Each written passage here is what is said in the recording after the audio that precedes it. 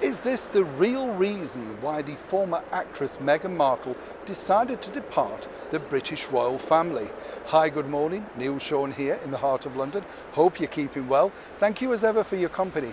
And of course, thank you as ever for all the comments. And welcome to all those new subscribers. I love reading about where you're from. You know, when you tell me you're from Texas, Canada, New Zealand, Africa, Norway, the Netherlands, you know, it's all over the world. And I really do like the fact that we're touching so many places and that you all get so involved. Truly appreciative. Keep them coming. But back as ever to your royal story of the day. Now, it's interesting to note because we've had mixed stories really as to why Meghan didn't really enjoy her time in the British royal family. It's hard really for a lot of people to understand. You know, you do see it as a gilded sort of lifestyle, if you like, in the one side of it. You know, you've got servants, palaces, mansions, first class travel, everybody looking after you, fancy clothes. What's not to like? I would have taken it on. But according to insiders, there were other problems that Meghan didn't particularly enjoy during her time here. And really, they all boil down as ever to power. But is it true? Now, part of the problem was that when Meghan came in to the royal family, she's already more advanced than any other royal bride.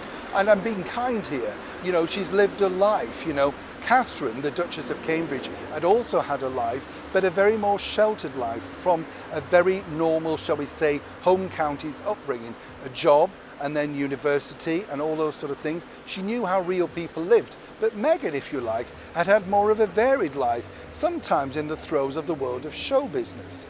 Now, obviously, she felt that she had a lot to bring to this particular party, as they say.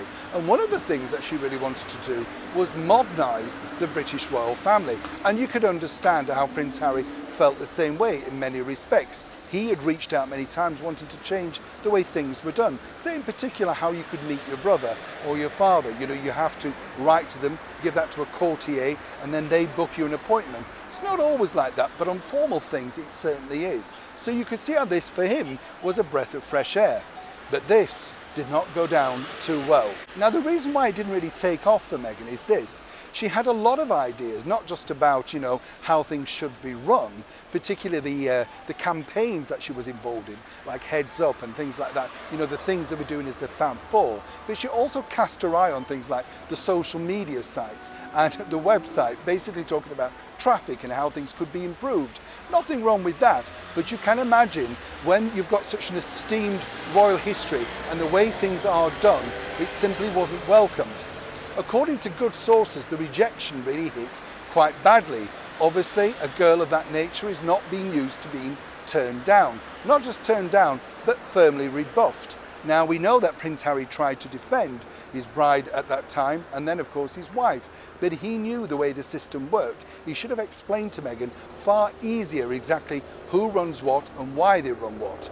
But for Meghan, according to a very good source, that was the turning point. She felt, well, if her services couldn't really be used, what was the point really in living that life? You know, and you can see both sides of it. As I say, we like to be down the middle here on the channel. Whichever way you see, have a think about each side. But of course, she then went on to really disrupt the whole situation by that infamous Oprah Winfrey interview. Now, who guided her through that? We've yet to find out. Were they really all their own words, their own ideas? Again, one does wonder, simply because there were ferocious attacks on Harry's family, very few on her own. Moving forward, it does remain to be seen as ever how they could patch things up.